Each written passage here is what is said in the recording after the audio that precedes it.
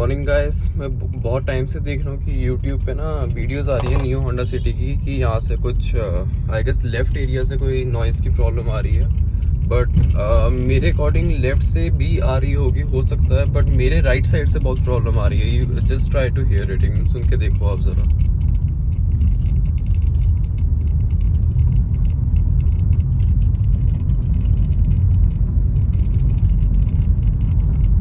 I don't know आपको अभी इसमें आ रही है कि नहीं। जब मैं फिर से रीप्ले करूँगा तब मुझे पता चलेगा।